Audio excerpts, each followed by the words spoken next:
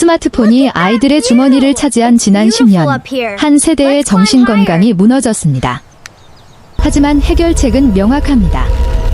스크린을 끄고 다시 아이들에게 자유로운 놀이와 현실의 연결을 돌려주세요. 우리의 집단적 결단이 아이들의 미래를 구할 수 있습니다. 2010년대 초반, 전 세계적으로 이상한 일이 벌어지기 시작했어요. 미국, 영국, 캐나다, 호주를 비롯한 선진국들에서 청소년들의 우울증과 불안장애, 발병률이 갑자기 급증하기 시작한 거죠. 특히 10대 소녀들의 자해와 자살 시도가 폭발적으로 증가했습니다. 무슨 일이 벌어진 걸까요? 조너선 하이트 교수는 이 충격적인 현상의 원인을 찾기 위해 수년간 연구했어요. 그리고 그가 발견한 것은 우리 모두가 예상했던 것보다 훨씬 더 심각한 문제였습니다. 바로 스마트폰과 소셜미디어가 한 세대 전체의 정신건강을 무너뜨리고 있다는 사실이었죠. 하이트 교수는 책의 시작 부분에서 한 가지 중요한 질문을 던져요. 왜 2010년대 초반부터 갑자기 청소년들의 정신건강이 악화되기 시작했을까? 이 질문에 답하기 위해 그는 먼저 인간의 어린 시절이 어떻게 진화해 왔는지를 살펴봅니다. 인류는 수십만 년 동안 놀이 기반의 어린 시절을 살아왔어요. 아이들은 밖에서 뛰어놀고 나무를 타고 친구들과 몸싸움을 하면서 성장했죠. 이런 자유로운 놀이는 단순히 재미있는 활동이 아니었어요. 뇌가 발달하고 사회적 기술을 배우고 위험을 관리하는 법을 익히는 필수적인 과정이었습니다. 그런데 2010년대에 두 가지 큰 변화가 동시에 일어났어요. 첫째는 스마트폰과 소셜미디어의 폭발적인 확산이었고, 둘째는 과잉보호 문화의 심화였죠. 부모들은 아이들을 점점 더 실내에 가두기 시작했고, 동시에 아이들은 스마트폰을 통해 가상세계로 빠져들었어요. 하이트는 이 현상을 놀이 기반 어린 시절에서 폰 기반 어린 시절로의 대전환이라고 부릅니다. 그리고 이 전환이 청소년들의 정신건강에 재앙적인 결과를 가져왔다고 주장하죠. 먼저 스마트폰과 소셜미디어가 청소년의 뇌에 미치는 영향을 살펴볼까요? 청소년기는 뇌가 급격하게 재구성되는 시기예요. 특히 10대 초반에는 시냅스 가지치기라는 과정이 활발하게 일어나는데, 이는 자주 사용하는 신경 연결은 강화하고 사용하지 않는 연결은 제거하는 과정이죠. 문제는 청소년들이 하루에 5시간, 6시간, 심지어 10시간 이상을 스마트폰에 빠져 있다는 거예요. 그들의 뇌는 실제 세계의 자극 대신 디지털 세계의 자극에 반응하도록 재구성되고 있습니다. 얼굴을 마주보고 대화하는 능력, 비언어적 신호를 읽는 능력, 갈등을 해결하는 능력 같은 중요한 사회적 기술들이 발달하지 못하는 거죠. 소셜미디어는 특히 문제가 심각해요. 10대들은 끊임없이 다른 사람들과 자신을 비교하게 됩니다. 인스타그램에 올라온 완벽해 보이는 사진들, 틱톡의 인기 영상들, 스냅챗에서의 사교 활동들을 보면서 자신이 뒤처지고 있다고 느끼죠. 좋아요 수와 팔로워 수가 자신의 가치를 결정하는 것처럼 느껴집니다. 하이트 교수는 이를 사회적 비교의 엔진이라고 불러요. 소셜미디어는 우리 뇌의 가장 깊은 불안을 자극하도록 설계되어 있습니다. 인간은 진화적으로 집단에서 배제되는 것을 극도로 두려워하는 존재예요. 수렵 채집 시대에 집단에서 쫓겨나는 것은 곧 죽음을 의미했으니까요. 소셜미디어 플랫폼들은 바로 이 두려움을 이용합니다. 알림, 좋아요, 댓글, 공유, 팔로워, 수 등은 모두 우리가 집단의 얼마나 잘 받아들여지고 있는지를 측정하는 지표처럼 작동하죠. 그리고 10대들은 이 지표들의 병적으로 집착하게 됩니다. 특히 소녀들에게 소셜미디어의 영향은 치명적이에요. 연구 데이터들은 일관되게 보여주죠. 소녀들이 소년들보다 소셜미디어를 더 많이 사용하고 더 심각한 정신건강 문제를 겪는다는 것을요. 왜 그럴까요? 하이트는 몇 가지 이유를 제시합니다. 첫째, 소녀들은 대체로 관계와 사회적 연결에 더 많은 관심을 가져요. 소셜미디어는 바로 이 욕구를 표적으로 삼습니다. 둘째, 소녀들은 외모에 대한 압박을 더 많이 받아요. 인스타그램과 틱톡은 끊임없이 완벽한 몸매, 완벽한 피부, 완벽한 메이크업의 이미지들을 보여주죠. 셋째, 소녀들은 사이버불링의 희생자가 될 가능성이 더 높아요. 소셜미디어상의 괴롭힘은 전통적인 괴롭힘보다 훨씬 더 잔인할 수 있습니다. 24시간 지속되고 집에 돌아가도 피할 수 없으며 수백 명이 볼 수 있고 영구적으로 기록되죠. 넷째, 소셜미디어는 완벽주의 문화를 조장해요. 모든 게시물, 모든 사진, 모든 댓글이 공개적으로 평가받습니다. 10대 소녀들은 자신의 삶을 큐레이션하고 편집하고 최적화하는 데 엄청난 에너지를 쏟게 되죠. 하이트는 2013년을 전환점으로 봅니다. 바로 이 해에 미국 10대의 절반 이상이 스마트폰을 갖게 되었고 인스타그램의 사용자 수가 폭발적으로 증가했죠. 그리고 정확히 이 시점부터 소녀들의 우울증과 불안 수치가 급등하기 시작했어요. 데이터는 충격적입니다. 2010년에서 2019년 사이 미국의 10대 소녀들 사이에서 우울증 진단은 2배 이상 증가했어요. 자해로 병원에 입원하는 10대 소녀들의 수는 3배로 늘었죠. 자살 시도는 2배가 되었고 실제 자살 사망은 60% 증가했습니다. 이것은 미국만의 문제가 아니에요. 영국, 캐나다, 호주, 뉴질랜드 등 영어권 국가들에서 비슷한 패턴이 관찰됩니다. 스칸디나비아 국가들도 마찬가지예요. 스마트폰과 소셜미디어가 확산된 모든 곳에서 청소년 정신건강 위기가 발생하고 있죠. 하지만 소년들은 어떨까요? 소년들도 고통받고 있지만 그 양상은 조금 달라요. 소년들은 소셜미디어보다는 온라인 게임과 포르노그래피에 더 많은 시간을 보냅니다. 그리고 이것들도 심각한 문제를 일으키죠. 온라인 게임은 중독성이 강하게 설계되어 있어요. 보상 시스템, 레벨업, 리더보드, 소셜 압박 등이 결합되어 10대 소년들을 화면 앞에 붙잡아 둡니다. 많은 소년들이 하루에 6시간, 8시간, 심지어 10시간 이상을 게임에 쏟아부어요. 포르노그래피의 접근성도 전례 없이 높아졌죠. 과거에는 잡지를 구하거나 비디오를 빌려야 했지만 지금은 몇 번의 클릭만으로 무제한의 포르노에 접근할 수 있습니다.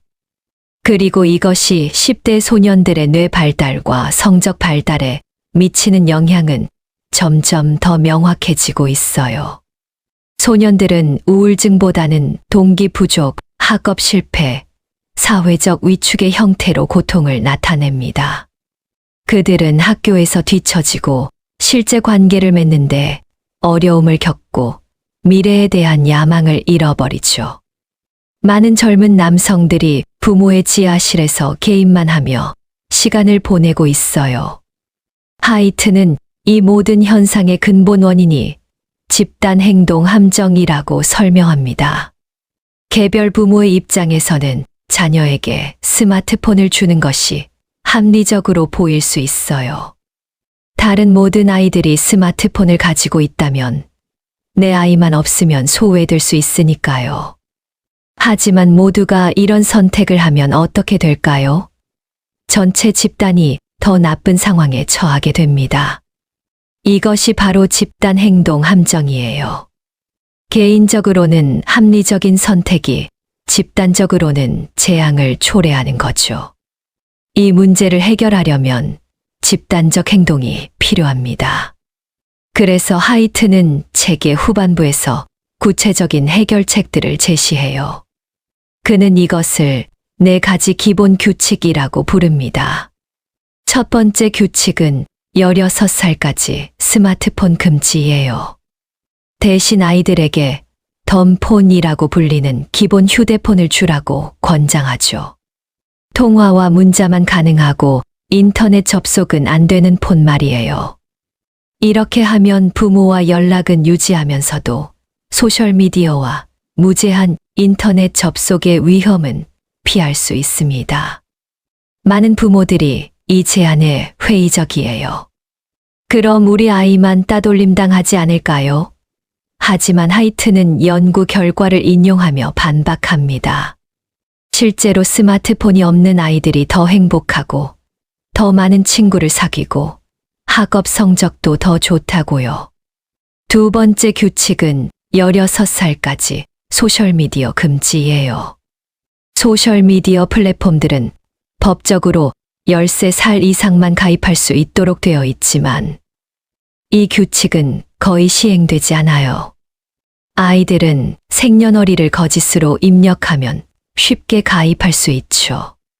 하이트는 소셜미디어 회사들이 나이 확인을 훨씬 더 엄격하게 해야 한다고 주장합니다. 그리고 부모들도 자녀가 16살이 될 때까지는 소셜미디어 사용을 허락하지 말아야 한다고요.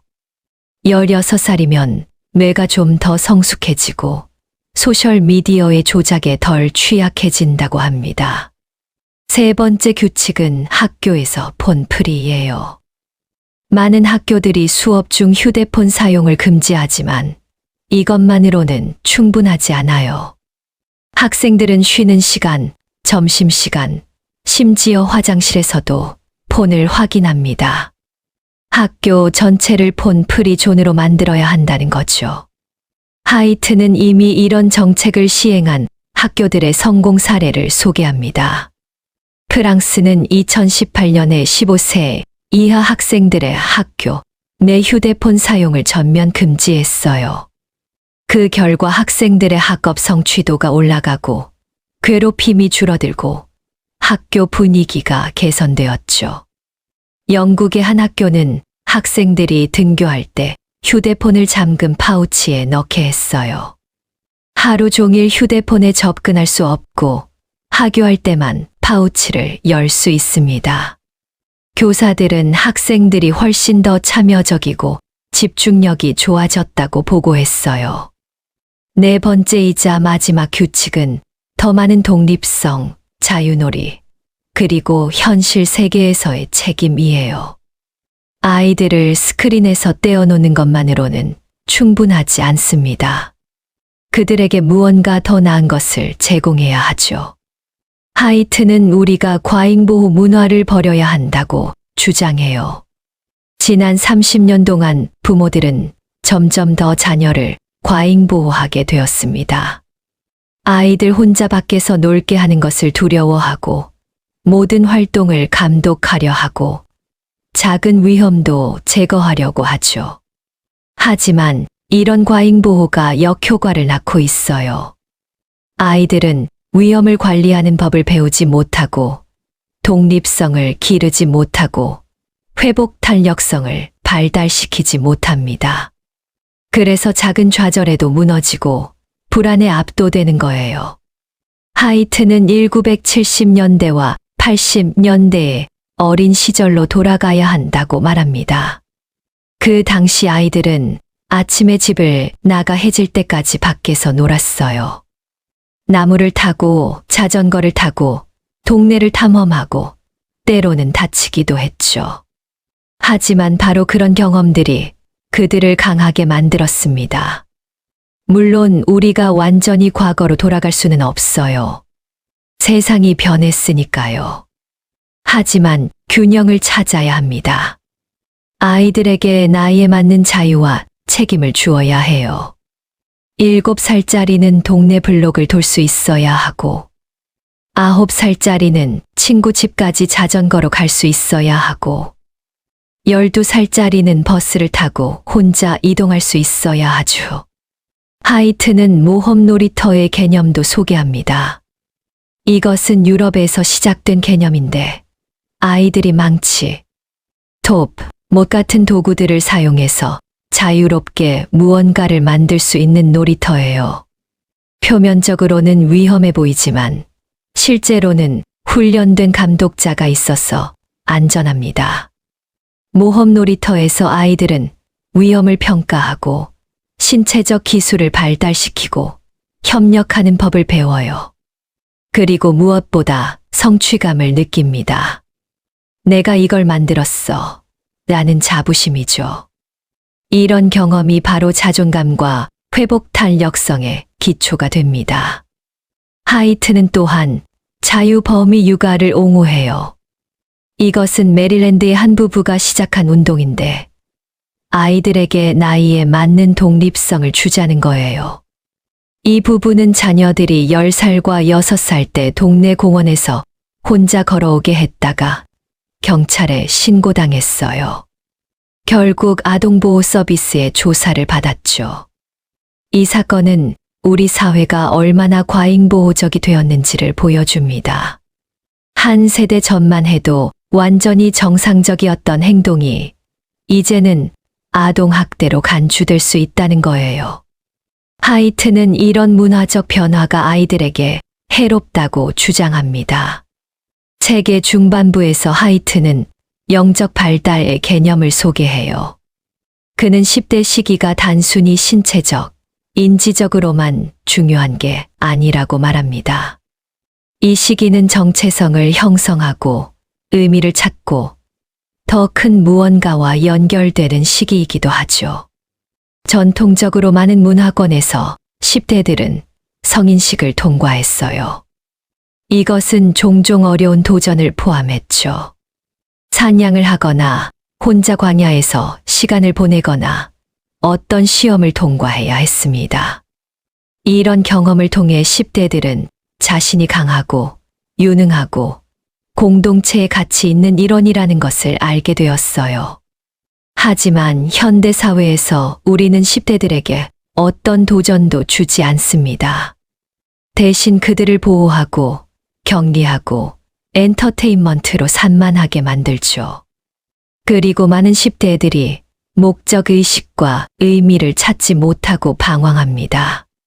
소셜미디어는 이 공허함을 채우려는 시도지만 실패할 수밖에 없어요. 좋아요와 팔로워는 진짜 성취감을 줄 수 없습니다. 온라인 인기는 진짜 소속감을 대체할 수 없죠. 10대들은 무언가 더 깊은 것, 더 의미 있는 것을 갈망하지만 그것을 어디서 찾아야 할지 모릅니다. 하이트는 우리가 10대들에게 초월적 경험의 기회를 제공해야 한다고 말해요.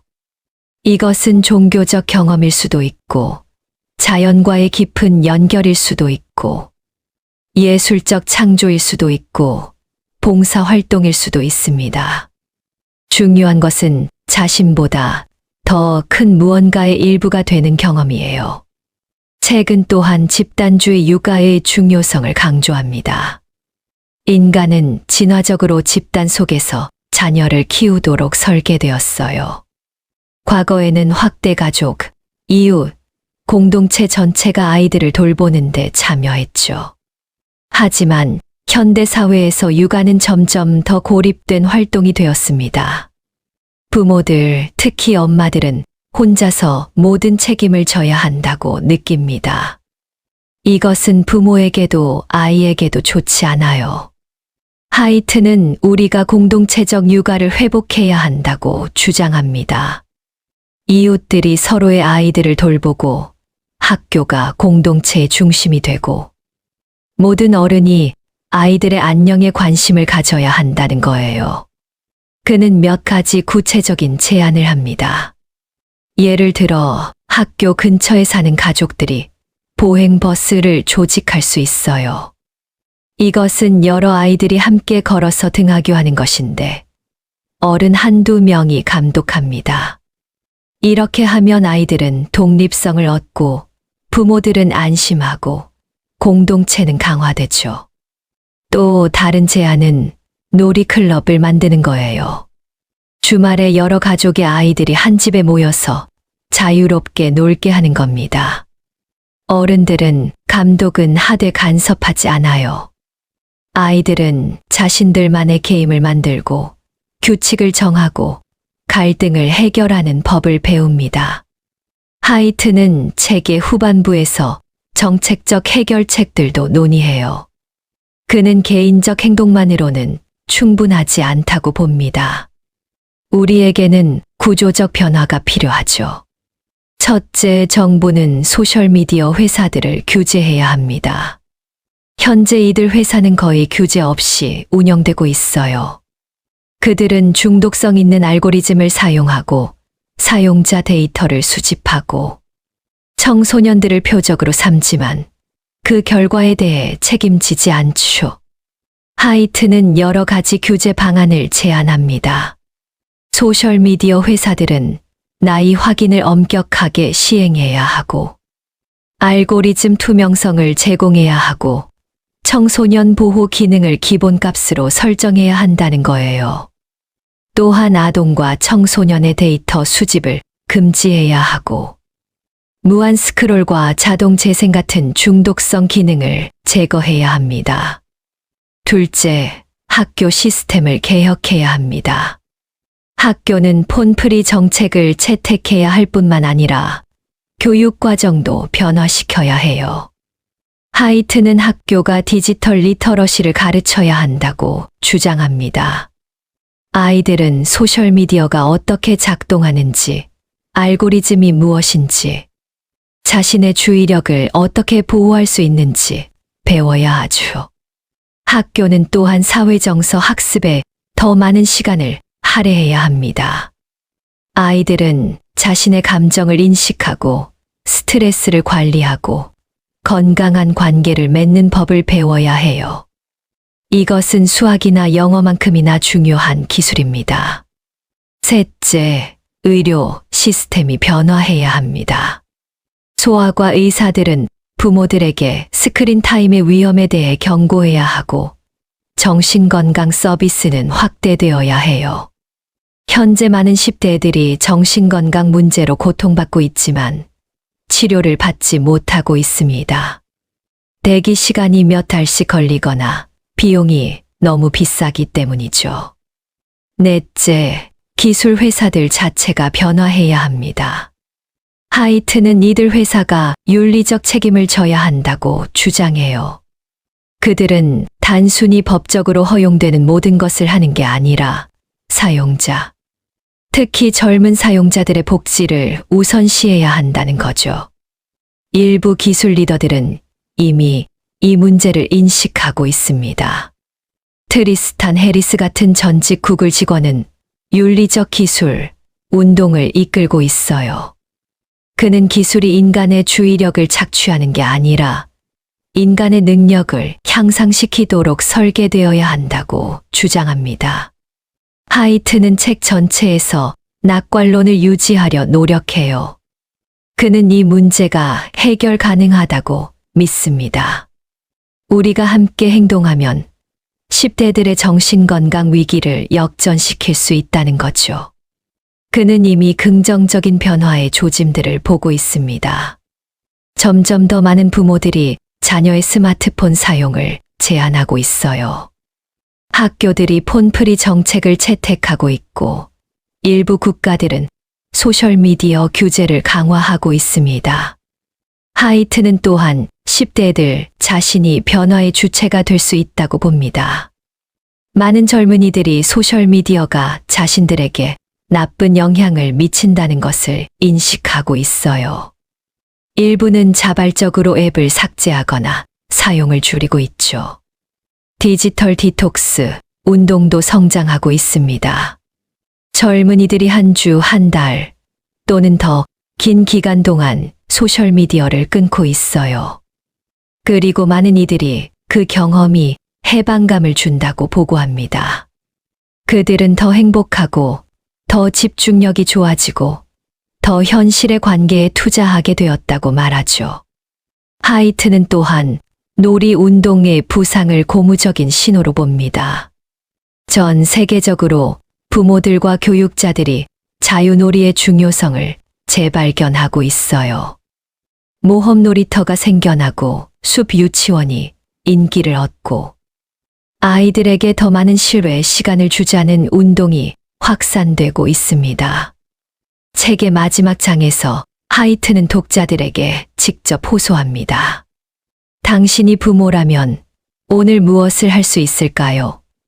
그는 몇 가지 구체적인 행동 단계를 제안해요.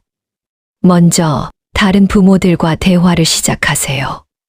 아이 학교나 동네에서 비슷한 생각을 가진 부모들을 찾아보세요.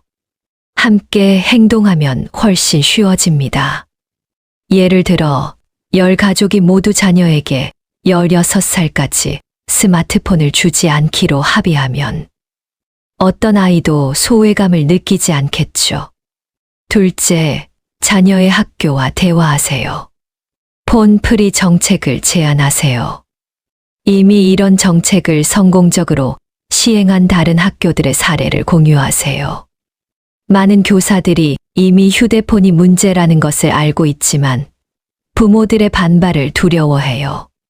부모들이 지지를 표명하면 학교가 행동하기 쉬워집니다. 셋째, 자녀에게 대안 활동을 제공하세요. 그들의 스크린 타임을 제한하는 것만으로는 충분하지 않아요. 그들에게 더 나은 무언가를 줘야 합니다. 스포츠, 음악, 예술, 봉사활동, 야외 모험 등 무엇이든 좋습니다. 중요한 것은 현실 세계에서의 성취와 연결이에요. 넷째, 가족 규칙을 정하세요. 식사 시간에는 모든 기기를 치우세요. 잠자기 1시간 전에는 스크린을 끄세요. 주말에는 스크린 프리 시간을 가지세요. 그리고 가장 중요한 것은 부모 자신도 이 규칙을 따르는 거예요. 아이들은 우리가 말하는 것이 아니라 우리가 하는 것을 배웁니다. 다섯째, 정치적으로 행동하세요. 당신의 대표자들에게 편지를 쓰세요. 소셜미디어 규제를 지지하는 목소리를 내세요. 청소년 정신건강에 더 많은 자원을 요구하세요. 개인적 행동은 중요하지만 구조적 변화 없이는 충분하지 않습니다. 하이트는 또한 10대 독자들에게도 말을 건넵니다. 당신은 이 시스템의 희생자가 아니에요. 당신은 변화를 만들 수 있는 힘이 있습니다. 그는 10대들이 자신의 디지털 습관을 돌아보고 무엇이 자신을 행복하게 만들고 무엇이 불안하게 만드는지 인식하도록 격려합니다. 그는 10대들에게 실험해보라고 제안해요. 일주일 동안 소셜미디어를 끄고 어떤 느낌인지 보세요. 친구들과 직접 만나서 시간을 보내고 온라인 채팅과 비교해 보세요. 책을 읽거나 취미 활동을 하거나 밖에 나가서 운동하고 스크롤하는 것과 어떻게 다른지 느껴보세요. 많은 10대들이 이런 실험을 해본 후 놀라움을 보고한다고 해요. 그들은 소셜미디어가 자신들에게 얼마나 나쁜 영향을 미치고 있었는지 깨닫지 못했죠. 하지만 그것 없이 며칠을 보내고 나니 더 평화롭고 더 집중력이 좋아지고 더 진정한 자신처럼 느껴진다고 합니다. 책은 또한 교육자들과 정책 위반자들에게도 메시지를 전합니다. 하이트는 그들이 이 위기에 대응할 독특한 위치에 있다고 말해요. 교사들은 매일 수백 명의 학생들과 상호작용하고 정책 위반자들은 대규모 변화를 만들 수 있는 권한이 있죠. 교육자들을 위한 하이트의 조언은 명확합니다. 학교를 폰 프리로 만드세요. 이것은 단순히 수업 중 휴대폰 금지가 아니라 학교 건물 전체를 휴대폰 없는 공간으로 만드는 겁니다. 학생들은 등교할 때 휴대폰을 맡기고 하교할 때 다시 받습니다. 이 정책을 시행한 학교들은 놀라운 변화를 보고해요.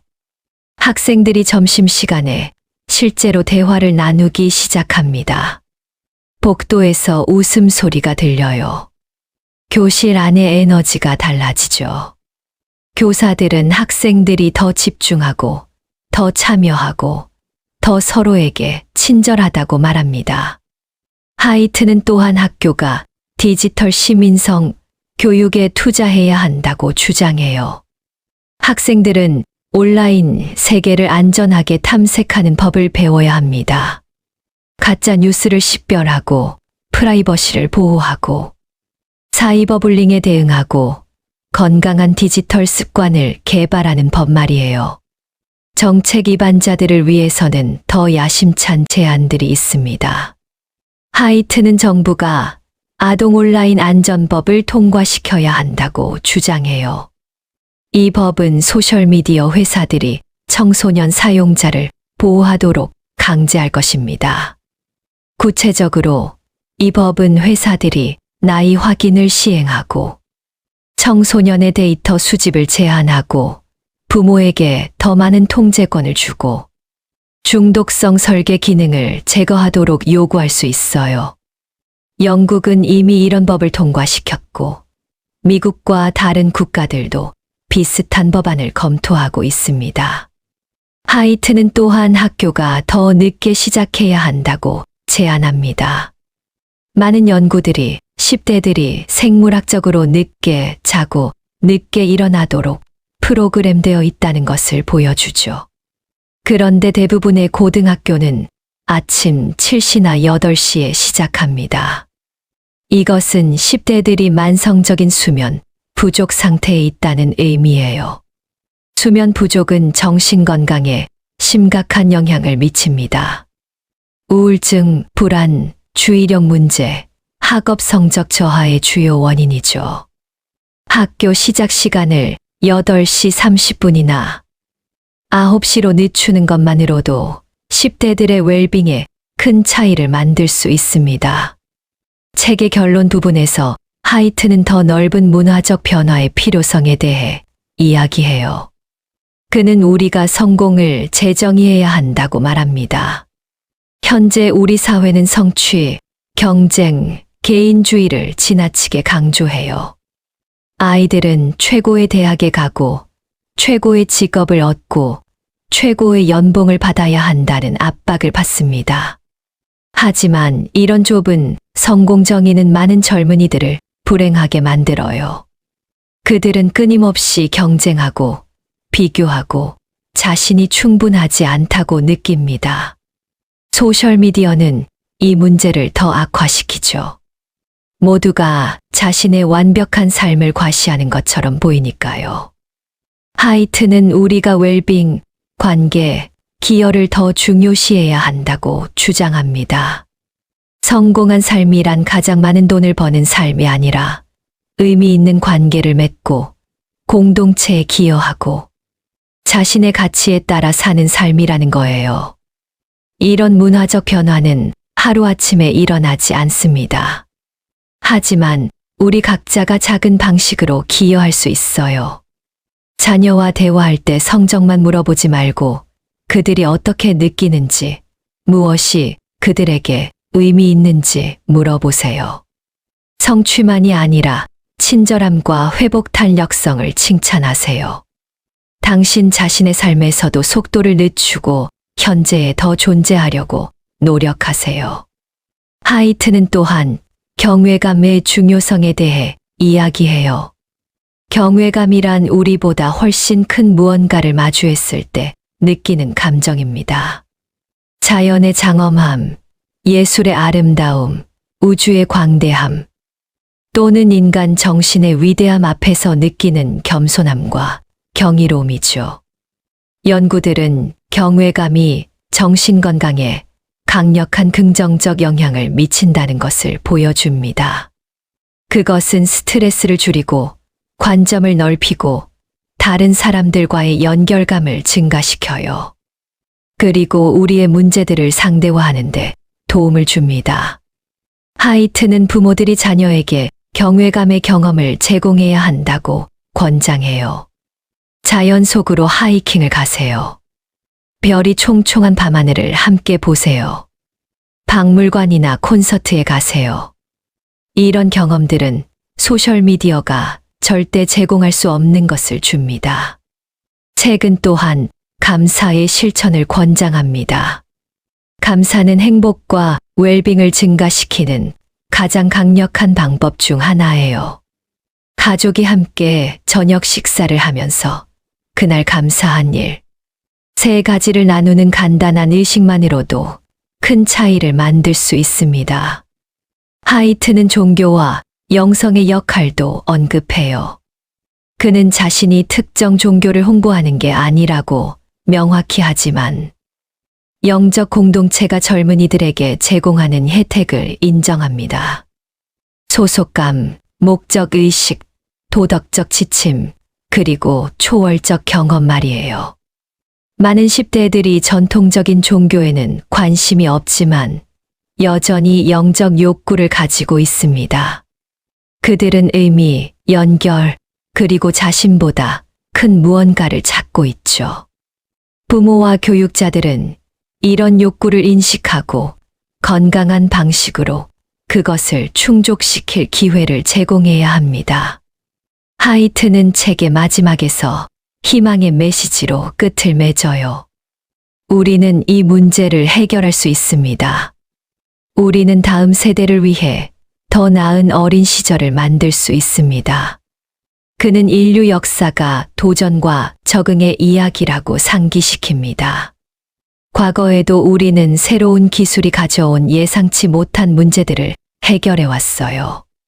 자동차가 도입되었을 때 처음에는 교통사고 사망자가 급증했죠. 하지만 우리는 신호등, 안전벨트, 속도 제한, 그리고 음주운전 단속 같은 해결책을 개발했습니다. 담배도 마찬가지예요. 20세기 중반에는 의사들조차 담배를 권장했습니다. 하지만 과학적 증거가 축적되고 대중인식이 변하고 정책이 바뀌면서 흡연율은 극적으로 감소했어요. 하이트는 우리가 소셜미디어와 스마트폰에 대해서도 같은 일을 할 수 있다고 믿습니다. 증거는 이미 명확해요. 이제 우리에게 필요한 것은 의지와 집단 행동입니다. 그는 변화가 이미 시작되고 있다는 것을 지적해요. 2023년과 2024년 사이에 많은 것이 바뀌었습니다. 언론 매체들이 이 문제를 더 많이 다루고 있고, 부모들이 더 많이 이야기하고 있고, 학교들이 정책을 바꾸고 있고, 정치인들이 입법을 추진하고 있어요. 하이트 자신도 이 운동의 중요한 목소리가 되었습니다. 그는 의회에서 증언하고, 학교에서 강연하고, 부모 그룹과 만나고, 언론 인터뷰를 하면서 이 메시지를 전파하고 있죠. 그리고 점점 더 많은 사람들이 듣고 있습니다. 불안한 세대는 단순히 문제를 지적하는 책이 아니에요. 이것은 행동을 촉구하는 책입니다. 하이트는 독자들이 책을 읽고 나서 무언가를 하기를 바랍니다. 자녀와 대화하고 다른 부모들과 연합하고 학교에 압력을 가하고 정치인들에게 편지를 쓰기를 바라죠. 그는 또한 이것이 단지 부모들만의 문제가 아니라고 강조해요. 이것은 우리 모두의 문제입니다. 아이가 없는 사람들도 차세대의 웰빙에 관심을 가져야 합니다. 결국 오늘의 10대들이 내일의 시민, 노동자, 리더, 그리고 부모가 될 테니까요. 그들이 불안하고 우울하고 사회적으로 미숙하다면 우리 사회 전체가 대가를 치를 것입니다. 반대로 그들이 건강하고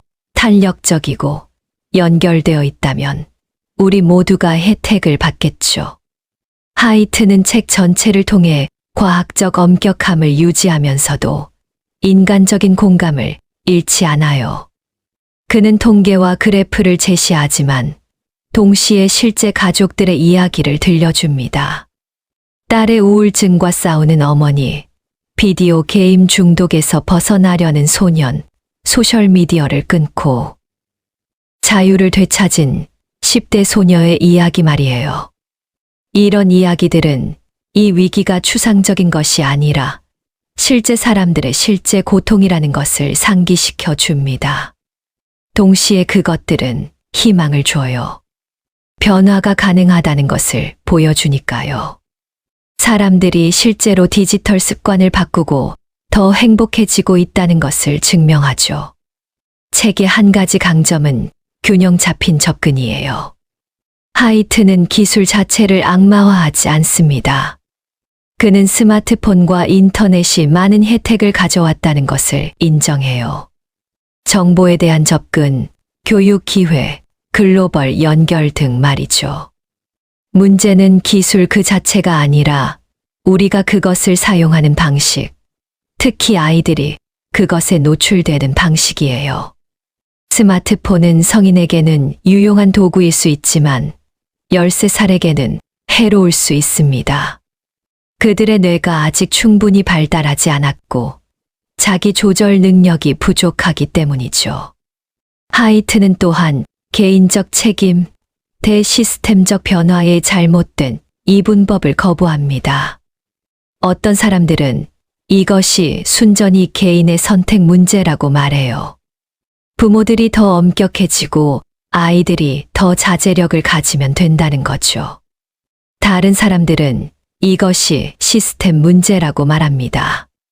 중독성 있는 기술을 만드는 회사들을 규제해야 한다는 거예요.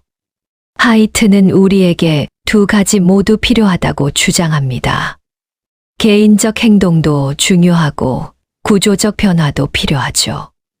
부모들은 자녀의 기술 사용을 제한할 수 있고 제한해야 합니다.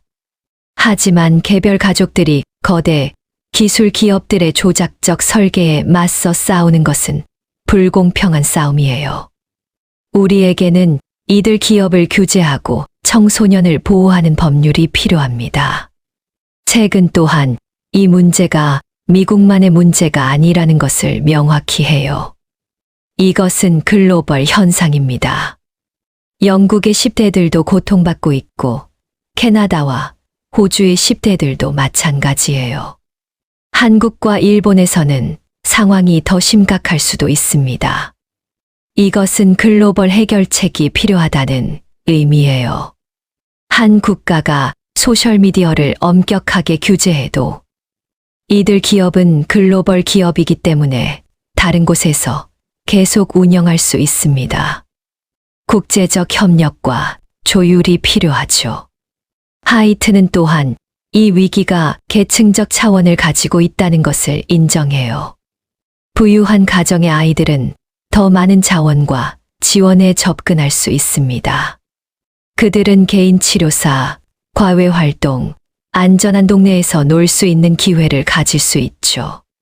저소득 가정의 아이들은 이런 혜택이 없는 경우가 많아요.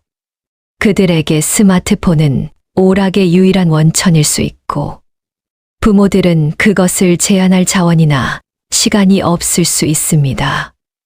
그래서 정책적 해결책이 특히 중요합니다. 모든 아이들, 특히 가장 취약한 아이들을 보호할 수 있으니까요. 책의 또 다른 중요한 통찰은 이것이 단지 디지털 문제가 아니라는 거예요. 10대들의 정신건강 위기는 더 넓은 사회적 변화들의 결과입니다. 공동체의 쇠퇴, 가족 구조의 변화, 경제적 불안정, 미래에 대한 불확실성 등이 모두 역할을 하죠. 스마트폰과 소셜미디어는 이런 더 깊은 문제들을 악화시켰어요. 하지만 그것들만 해결한다고 모든 게 해결되는 것은 아닙니다. 우리는 더 깊이 들어가서 공동체를 재건하고 가족을 지원하고 젊은이들에게 희망의 미래를 제공해야 합니다. 하이트는 이것이 문명의 위기라고까지 말합니다. 과장처럼 들릴 수 있지만 그는 진지해요. 만약 우리가 차세대를 건강하게 키우지 못한다면 우리 사회의 미래가 위험에 처하게 됩니다. 민주주의는 시민들이 비판적으로 사고하고 다른 사람들과 협력하고 공동의 선을 위해 기여할 수 있을 때만 작동해요. 하지만 만약 젊은이들이 불안하고 고립되고 조작에 취약하다면 어떻게 될까요? 만약 그들이 뉴스피드의 알고리즘에 의해 급진화되고 음모론에 빠지고 서로를 적으로 본다면 이것은 사회적 통합과 민주주의에 심각한 위협이 됩니다. 다행히 하이트는 비관론자가 아니에요. 그는 인간의 적응 능력과 집단 문제 해결 능력을 믿습니다. 역사는 우리가 큰 도전들을 극복해왔다는 것을 보여주죠. 그리고 이번에도 그럴 수 있다고요. 변화는 이미 일어나고 있습니다. 이 책 자체가 그 변화의 일부예요. 수십만 명의 사람들이 이 책을 읽고 토론하고 행동을 취하고 있습니다. 부모 그룹들이 형성되고 학교 정책들이 바뀌고 법안들이 제출되고 있죠. 불안한 세대는 우리 시대의 가장 중요한 책 중 하나일 수 있습니다. 그것은 우리가 직면한 중대한 위기를 조명하고 과학적으로 뒷받침된 설명을 제공하고 실행 가능한 해결책들을 제시합니다. 모든 부모, 교육자, 정책 입안자, 그리고 젊은이들의 복지에 관심 있는 모든 사람이 읽어야 할 책이죠. 하이트의 메시지는 명확합니다. 우리는 놀이 기반 어린 시절로 돌아가야 하고 폰 기반 어린 시절에서 벗어나야 합니다. 우리는 아이들에게 더 많은 자유와 책임을 주어야 하고 동시에 디지털 세계의 위험으로부터 그들을 보호해야 해요. 이것은 쉬운 일이 아닙니다. 기득권과 싸워야 하고 문화적 규범을 바꿔야 하고 우리 자신의 습관도 변화시켜야 하죠. 하지만 그럴 가치가 있습니다. 우리 아이들의 건강과 행복, 그리고 우리 사회의 미래가 걸려 있으니까요. 하이트는 독자들에게 이렇게 말하며 책을 마무리합니다. 다음 세대를 위해 더 나은 어린 시절을 만드는 것은 우리의 책임입니다. 우리는 그들에게 안전하고 지원적이고 의미로 가득 찬 성장 환경을 비치고 있어요. 함께라면 우리는 이것을 할 수 있습니다. 오늘부터 시작합시다. 이 책을 읽고 나면 당신은 스마트폰과 자녀를 다르게 보게 될 거예요. 소셜미디어의 진짜 비용을 이해하게 되고 놀이와 독립성의 가치를 재발견하게 될 겁니다. 그리고 가장 중요한 것은 당신이 변화를 만들 수 있다는 것을 알게 될 거예요. 한 사람으로서, 부모로서, 교육자로서, 시민으로서 당신은 차이를 만들 수 있습니다. 당신의 선택이 중요해요. 당신의 목소리가 중요합니다. 그리고 당신의 행동이 다른 사람들에게 영감을 줄 수 있죠. 불안한 세대는 경고이자 행동 촉구이고 동시에 희망의 메시지입니다. 우리는 문제의 직면에 있지만 해결책도 가지고 있어요. 이제 우리에게 필요한 것은 그것들을 실행할 용기와 결단력입니다. 우리 아이들은 그만한 가치가 있습니다. 본 영상에서 사용된 책의 내용은 저작권법상 공정 이용을 목적으로 인용되었습니다. 영상의 핵심 내용은 책 내용의 요약이나 비평이며 원작 전체를 대신할 수 없습니다. 저작권 소유자의 요청이 있을 경우 즉시 조치를 취하겠습니다.